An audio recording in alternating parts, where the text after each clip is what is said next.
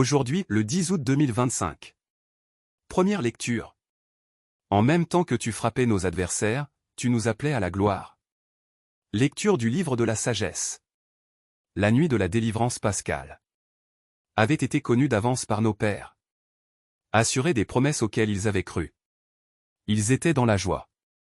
Et ton peuple accueillit à la fois le salut des justes et la ruine de leurs ennemis. En même temps que tu frappais nos adversaires, tu nous appelais à la gloire. Dans le secret de leur maison, les fidèles descendants des justes offraient un sacrifice. Et ils consacrèrent d'un commun accord cette loi divine. Que les saints partageraient aussi bien le meilleur que le pire. Et déjà ils entonnaient les chants de louange des pères. Parole du Seigneur.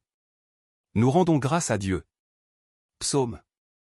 Heureux le peuple, dont le Seigneur est le Dieu. Criez de joie pour le Seigneur, homme juste. Homme droit, à vous la louange. Heureux le peuple dont le Seigneur est le Dieu. Heureuse la nation qu'il s'est choisie pour domaine.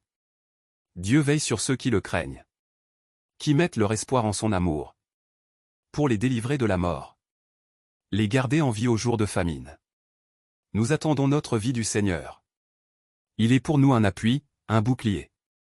Que ton amour, Seigneur, soit sur nous. Comme notre espoir est en toi. Deuxième lecture. Abraham attendait la ville dont le Seigneur lui-même est le bâtisseur et l'architecte.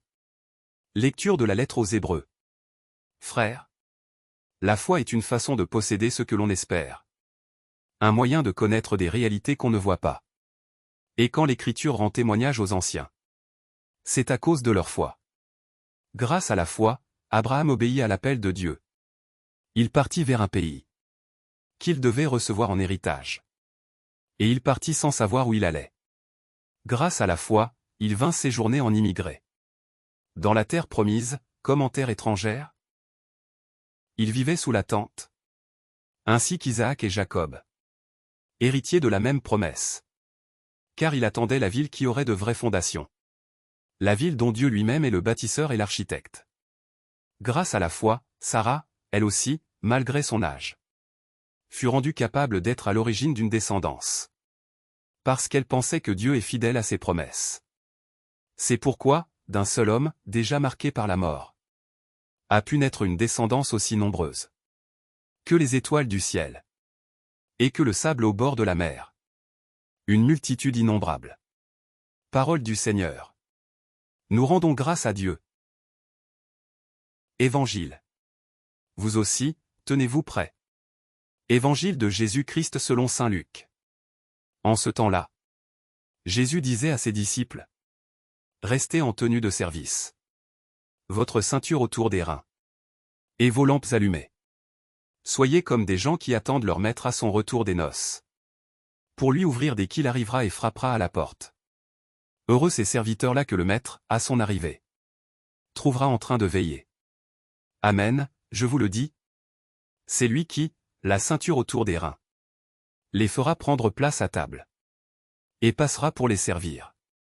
S'il revient vers minuit ou vers 3 heures du matin. Et qu'il les trouve ainsi. Heureux sont-ils. Vous le savez bien. Si le maître de maison avait su à quelle heure le voleur viendrait, il n'aurait pas laissé percer le mur de sa maison. Vous aussi, tenez-vous prêts. C'est à l'heure où vous n'y penserez pas que le Fils de l'homme viendra. Acclamons la parole de Dieu. Louange à toi Seigneur Jésus.